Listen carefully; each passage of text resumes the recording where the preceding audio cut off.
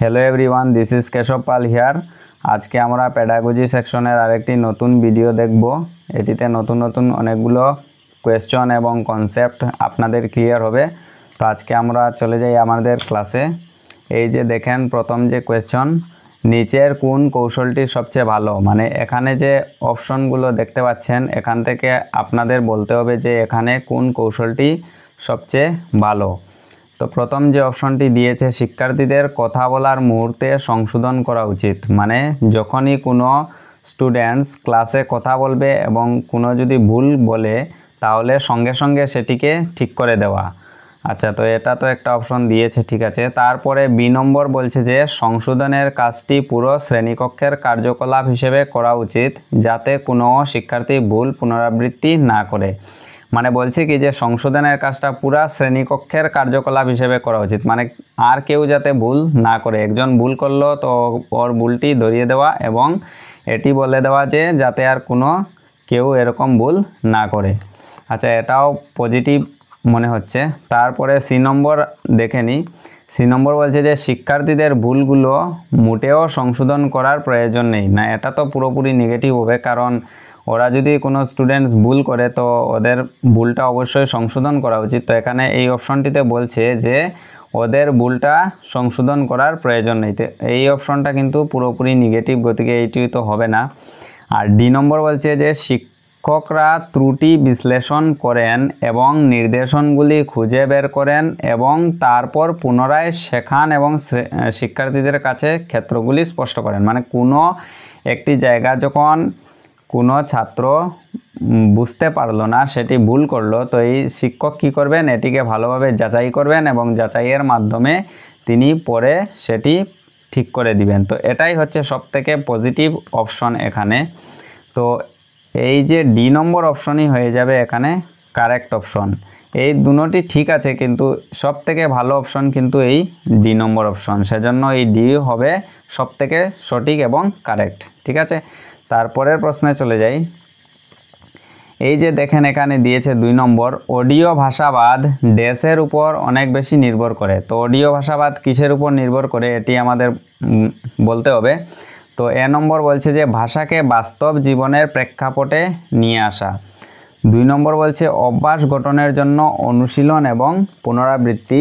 আর C নম্বর বলছে যে লক্ষ্য ভাষা ব্যবহার করা এবং মাতৃভাষা দূর করা। তারপর ডি নম্বর বলছে যে লক্ষ্য ভাষা থেকে অনুবাদ। লক্ষ্য ভাষা মানে কি, যখন আমরা কোনো একটা টার্গেট ল্যাঙ্গুয়েজ শিখতে চাই, যেমন মনে করেন ইংরেজি শিখতে চাইছি, তো ইংরেজিটা হবে আমাদের লক্ষ্য ভাষা। তো লক্ষ্য ভাষা থেকে অনুবাদ, তো ইংরেজি থেকে আপনি অনুবাদ করবেন না নিশ্চয় অডিও ভাষাবাদ। অডিও ভাষাবাদ মানে হচ্ছে অডিওর মাধ্যমে কোনো কিছু শেখা। তো অডিও ভাষাবাদে কিন্তু আমরা কোনো টার্গেট ল্যাঙ্গুয়েজকে মানে লক্ষ্য করব না বা সেটা থেকে কোনো অনুবাদ করব না, সেজন্য ডি নম্বর অপশন তো হচ্ছে না।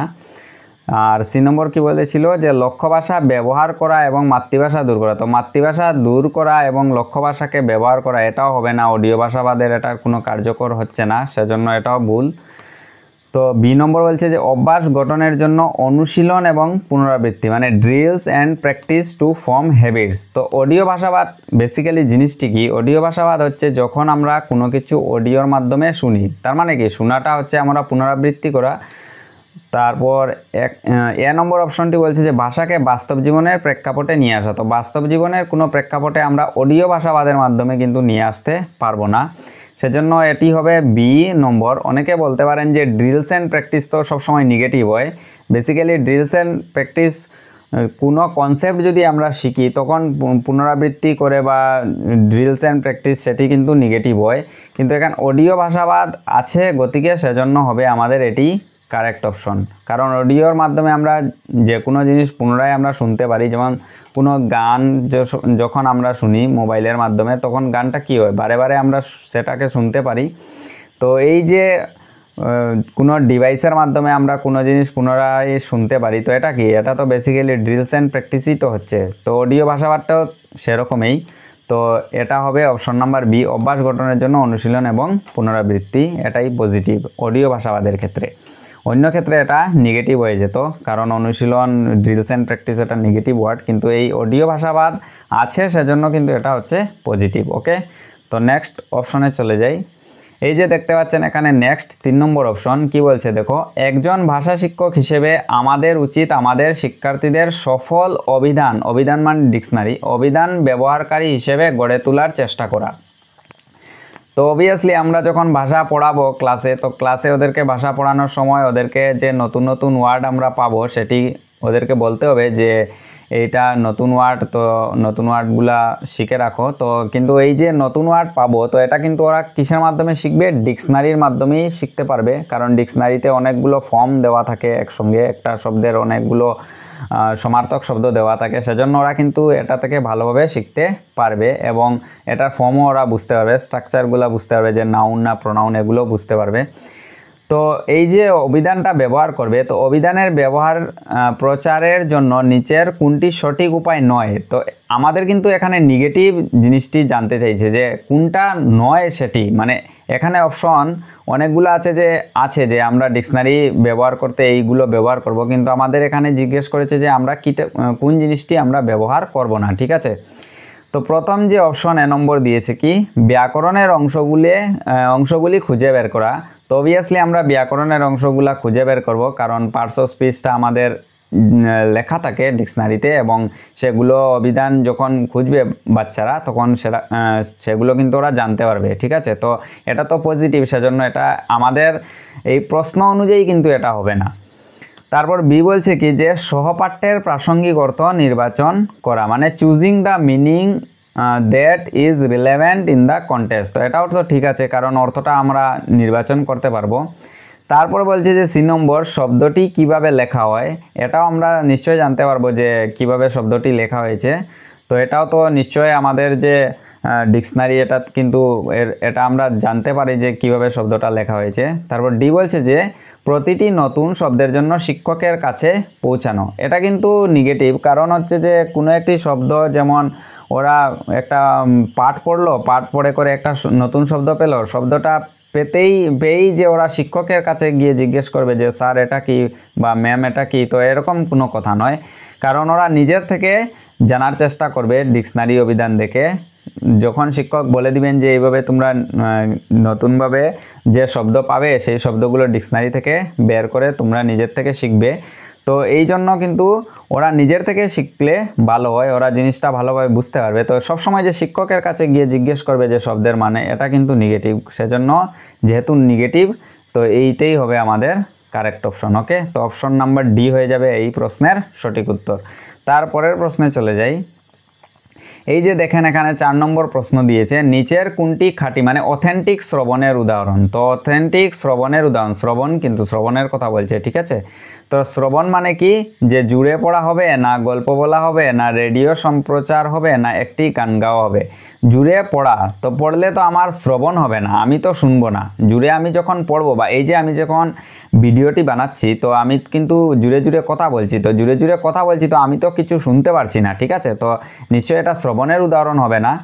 তারপর বলছে যে গল্প বললে সেম কন্ডিশন, আমি যখন কোনো বা আপনারা যখন ক্লাসে শিক্ষক হবেন, ক্লাসে গিয়ে বাচ্চাদেরকে পড়াবেন, তখন আপনারা তো নিজেরা শুনতে পারবেন না। ঠিক আছে, মানে বাচ্চারা শুনতে পারবে কিন্তু আপনি নিজে যদি গল্প বলেন তো শুনতে পারবেন না। ঠিক আছে, তারপর বলছে একটি গান গাওয়া, সেম কন্ডিশন, আপনি যদি গান গান তাহলে কিন্তু আপনি নিজে কিছু শুনতে পারবেন না, অন্যরা আপনার গান শুনতে পাবে। তো রেডিও সম্প্রচার মানে কি, যে রেডিও ব্রডকাস্ট। তো এই যে দেখতে পাচ্ছেন রেডিও ব্রডকাস্ট, তো রেডিও ব্রডকাস্ট বা এই ধরনের যে আমরা কোনো গান শুনি অডিওর মাধ্যমে, তো এটা কিন্তু আমরা নিজেরা শুনতে পাই। তো এটাই হবে শ্রবণের উদাহরণ এবং এটা অথেন্টিক শ্রবণ। ঠিক আছে, গতিকে এই যে সি নম্বর অপশন এটাই হবে আমাদের কারেক্ট অপশন। ওকে, তারপর নেক্সট চলে যাই। এই যে দেখতে পাচ্ছেন 5 নম্বর প্রশ্ন। 5 নম্বর প্রশ্ন কি বলছে, যে ভাষা শিক্ষক হিসেবে আমাদের ব্যাকরণের জ্ঞান থাকা উচিত। তো ভাষা শিক্ষক হিসেবে আমাদের কি ধরনের জ্ঞান থাকা উচিত? তো এটা হয়ে যাবে অপশন নাম্বার সি, অন্তর্নিহিত এবং স্পষ্ট উভয়, মানে সব ধরনের আমাদের জ্ঞান থাকতে হবে। যে language teacher implicit and explicit উভয় আমাদের কিন্তু জ্ঞান থাকতে হবে, স্ট্রাকচারও জানতে হবে, প্লাস কি বলছে যে পাঠটি পড়ে আমাদের বুঝতে হবে এবং ফর্মগুলা কিভাবে ডিরাইভড হয়েছে সেটিও আমাদের জানতে হবে। যেমন যদি আমি বলি যে ভয়েসের যে ফর্মগুলো আছে এগুলোও জানতে হবে। তাছাড়া মনে করেন সেন্টেন্স স্ট্রাকচার কিভাবে গঠিত হয়, টেন্সের ফর্মও আমাদের ভালোভাবে জানতে হবে। তো এইভাবে আমাদের সব কিন্তু জিনিস জানতে হবে, ঠিক আছে। তো ইমপ্লিসিট এবং এক্সপ্লিসিট উভয় আমাদের জানতে হবে, ঠিক আছে। তারপরের প্রশ্ন, এই যে দেখেন 6 নম্বর, নিদানাত্মক পরীক্ষা মানে ডায়াগনস্টিক টেস্ট এর সাফল্য নির্ভর করে, মানে অ্যাকচুয়ালি বেসিক্যালি জিজ্ঞেস করছে যে এখানে ডায়াগনস্টিক টেস্ট কি। তো ডায়াগনস্টিক টেস্ট কি, যখন দেখবেন যে কোনো ডাক্তার কি করেন, রুগীকে নিয়ে যাওয়ার পর উনি প্রেসক্রিপশনে নিচে লিখে দিয়ে দেন যে এইগুলো টেস্ট আপনাদের করাতে হবে। তো এটাই কি, এগুলি হচ্ছে বেসিক্যালি ডায়াগনস্টিক টেস্ট। তো অ্যাকচুয়ালি আমাদের যে শিক্ষার ক্ষেত্রে ডায়াগনস্টিক টেস্ট মানে কি, এটা এখানে জিজ্ঞেস করেছে। তো শিক্ষার ক্ষেত্রে হবে ডায়াগনস্টিক টেস্ট যে প্রথম অপশন দিয়েছে কি শিক্ষণের সময় এবং ব্যবধান। তো time and interval of teaching learning, এটা নয় যে শিক্ষণের সময় শুধুমাত্র হতে হবে, এরকম নয়। তারপর বলছে যে ব্যাকরণের নিয়ম। তো ব্যাকরণের নিয়মের সাথে কিন্তু নিদানাত্মক পরীক্ষার কোনো সম্পর্ক নেই, শুধুমাত্র রুলস অফ গ্রামারের উপরে কিন্তু এই যে ডায়াগনস্টিক টেস্টটি নির্ভর করে না। তো এটাও আমাদের অপশন হবে না, এটাও হবে না। সি নম্বর বলছে যে ডায়াগনস্টিক শিক্ষা এবং উপাদান। তো ডায়াগনস্টিক টিচিং অ্যান্ড ম্যাটেরিয়াল বলে কোনো অপশন নয়।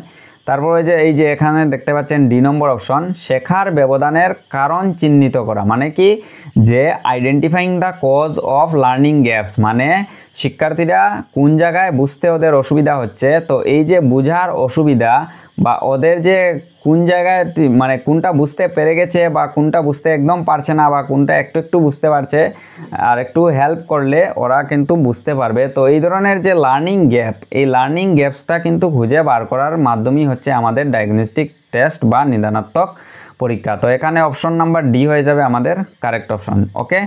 তো এই যে তারপর আমরা চলে যাই 7 নম্বর কোয়েশ্চন। এই যে 7 নম্বর কোয়েশ্চন কি বলছে দেখো, যে একটি ভাষা শ্রেণীকক্ষে একটি শিশু প্রায়শই স্কুলে তার প্রথম ভাষা শেখার ক্ষেত্রে সমস্যার সম্মুখীন হয় কারণ। তো এটাই কিন্তু একটা ইম্পর্টেন্ট কনসেপ্ট, মানে প্রথম ভাষা শেখার ক্ষেত্রে ওর কিন্তু অসুবিধা হচ্ছে। প্রথম ভাষা কোনগুলো, যখন আমরা মাতৃভাষা বলি আমাদের প্রথম ভাষা, তো অ্যাকচুয়ালি কি এই জিনিসটা একটু বোঝার চেষ্টা করবে আপনারা। তো মাতৃভাষা মানে হচ্ছে, দেখুন আমাদের যে ফার্স্ট ল্যাঙ্গুয়েজ আমরা বলি যে আমরা মনে করেন আমাদের ফার্স্ট ল্যাঙ্গুয়েজ হচ্ছে বেঙ্গলি, ওকে।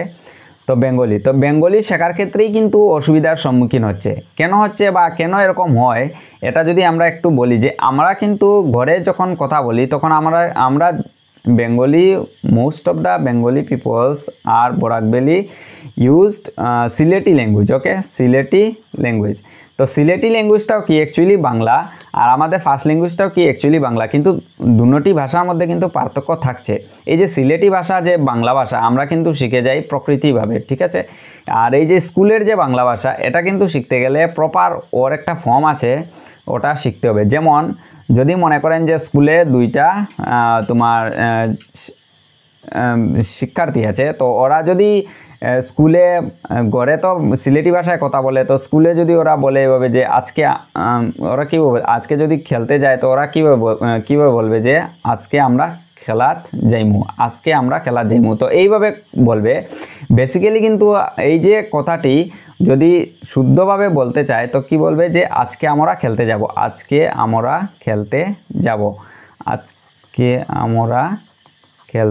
যাব। তো এই দেখেন আজকে আমরা খেলতে যাব এবং আজকে আমরা খেলার যাইমু বলতে কিন্তু একটা অসুবিধার সৃষ্টি হয় ওদের, ঠিক আছে, খেলতে যাব। তো এই যে যখন প্রপার ওয়েতে ওরা ফার্স্ট ল্যাঙ্গুয়েজটা শিখতে চায় তখন কিন্তু একটা অসুবিধার সম্মুখীন হয়। তো এটা বেসিক্যালি কি, এখানে অপশন অনুযায়ী কী হবে দেখুন, প্রথমে বলছে যে স্কুলে নিজের ভাষা শেখা আকর্ষণীয় নয়। তো এটা তো নয় যে স্কুলে নিজের ভাষা শেখা আকর্ষণীয় নয়, এরকম কোনো কথা নয়। 2 নম্বর বলছে যে স্কুলের ভাষা বাড়ির ভাষার চেয়ে বেশি আনুষ্ঠানিক। এটাই কিন্তু সঠিক উত্তর হবে, কারণ এই যে আমাদের স্কুলের ভাষাটা বাড়ির ভাষার চেয়ে কিন্তু বেশি আনুষ্ঠানিক, মানে বেশি ফর্মাল। এই যে আমি আগে একটি উদাহরণ দিয়ে বললাম যে আমরাও কিন্তু বাংলা ভাষায় কথা বলি, স্কুলেও কিন্তু বাংলা ভাষাই আমাদের প্রথম ল্যাঙ্গুয়েজ, কিন্তু ঘরে আমরা যে ভাষাটি বলি সেটি হচ্ছে সিলেটি ভাষা, এবং আমাদের যে বাংলা এটি প্রপার যে আমরা যে বাংলা ভাষা মাতৃভাষা সেটা কিন্তু পুরোপুরি আলাদা। সেজন্যই কিন্তু আমাদের একটু প্রবলেম হয়, কারণ হচ্ছে সেটা হচ্ছে আনুষ্ঠানিক স্কুলের যে ভাষাটা, ঠিক আছে, ফর্মাল ল্যাঙ্গুয়েজ। তো এটাই হবে আমাদের কারেক্ট অপশন, ওকে, বি নম্বর। নেক্সট চলে যাই। তারপরে 8 নম্বর কোয়েশ্চেন কি বলছে দেখো, গল্প বলা শিক্ষার্থীদের ড্যাশ করতে সাহায্য করে। তো গল্প বললে শিক্ষার্থীদের কি হয়, শৃঙ্খলায় বসতে, মানে সিট ইন ডিসিপ্লিন। তো এটা তো হবে না, ডিসিপ্লিনে বসা আর গল্পের বলার সাথে তো কোনো সম্পর্ক নেই।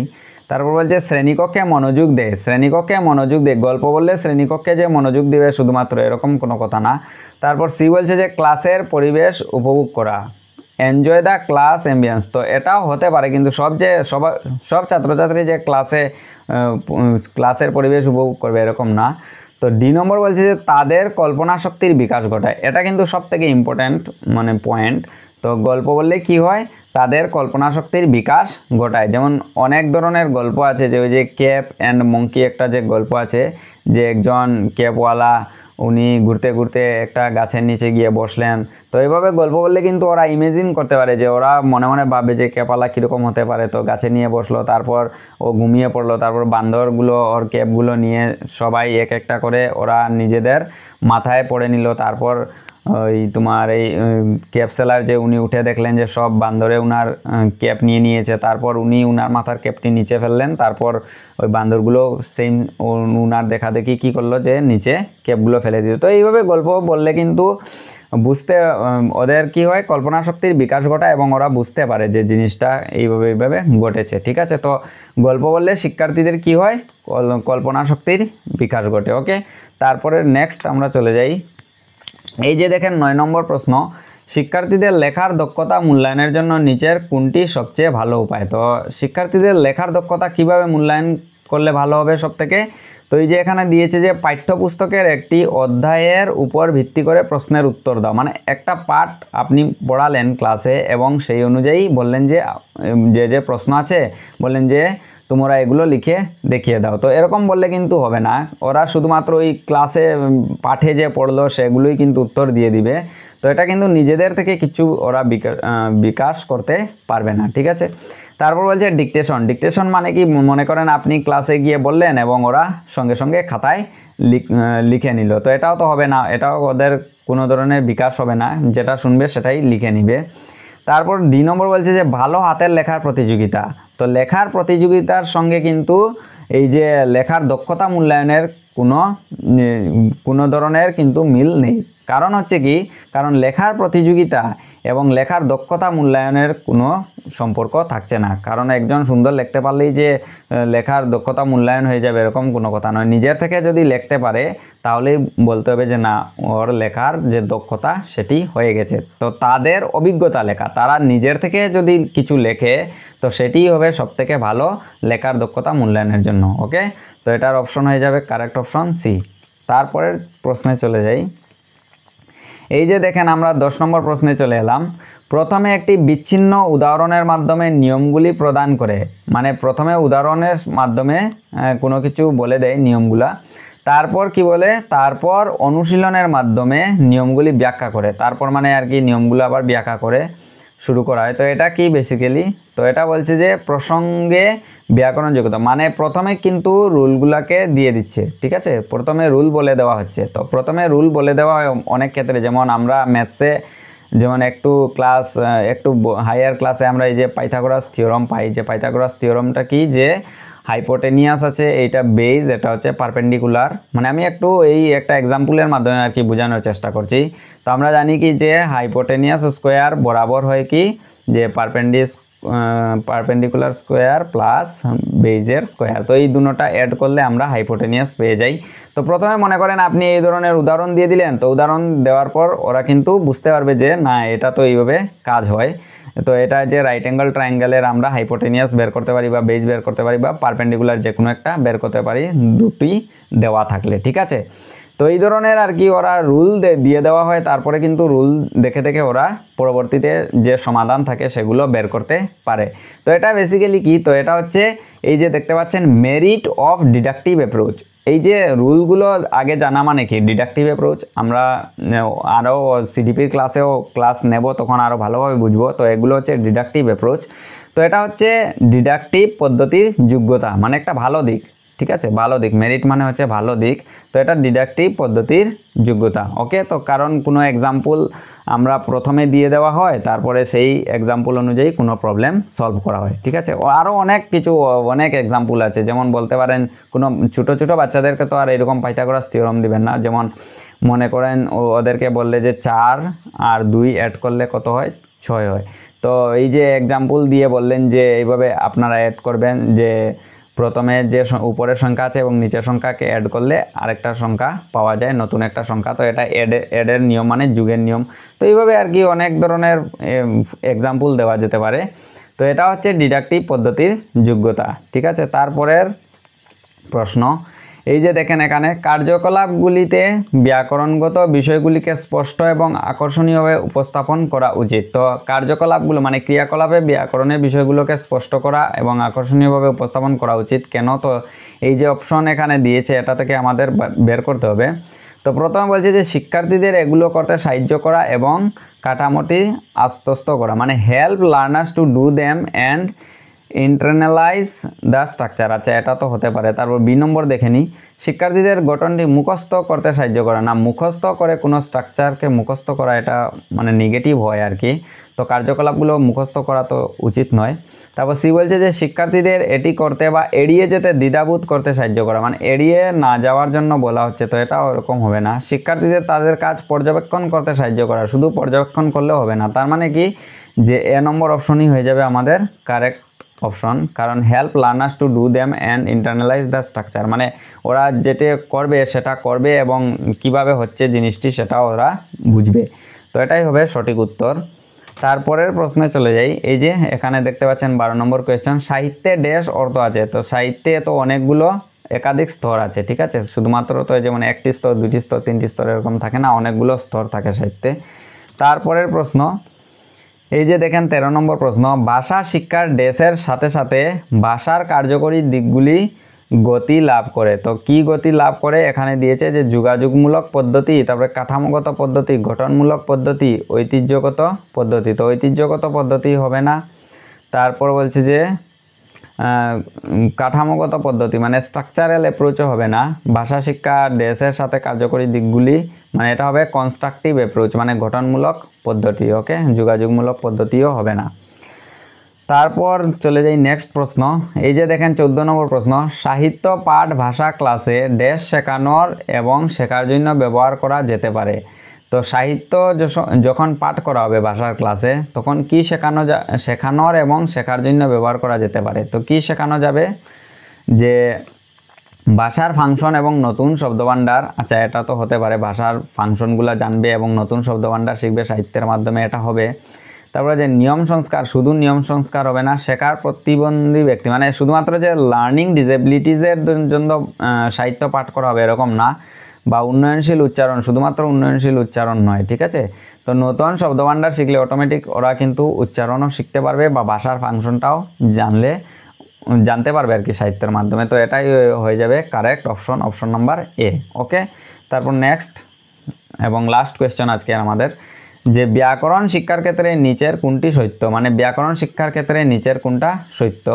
তো শিক্ষকদের নিজেদের ব্যাকরণ জ্ঞান উন্নত করা উচিত, এটা শিক্ষকদের কথা বলছে। ঠিক আছে, তারপর বলছে কি ব্যাকরণকে বিচ্ছিন্নভাবে বিবেচনা করতে হবে, grammar is to be treated in isolation. আচ্ছা, তারপরে ব্যাকরণকে প্রসঙ্গে বিবেচনা করতে হবে। তারপর বলছে জীবনের প্রতিটি ক্ষেত্রে শিক্ষককে ব্যাকরণ গড়ে তুলবে। তো সব ক্ষেত্রে ব্যাকরণ গড়ে তোলা না, ব্যাকরণ প্রসঙ্গে বিবেচনা করতে হবে। ঠিক আছে, যখন প্রয়োজন হবে গ্রামারের তখন গ্রামার ইউজ করতে হবে। তো ব্যাকরণকে প্রসঙ্গে বিবেচনা করতে হবে, এটাই হবে আমাদের কারেক্ট অপশন। তো অপশন নাম্বার সি এখানে হয়ে যাবে কারেক্ট। ওকে, তো এটাই ছিল আজকের ভিডিও।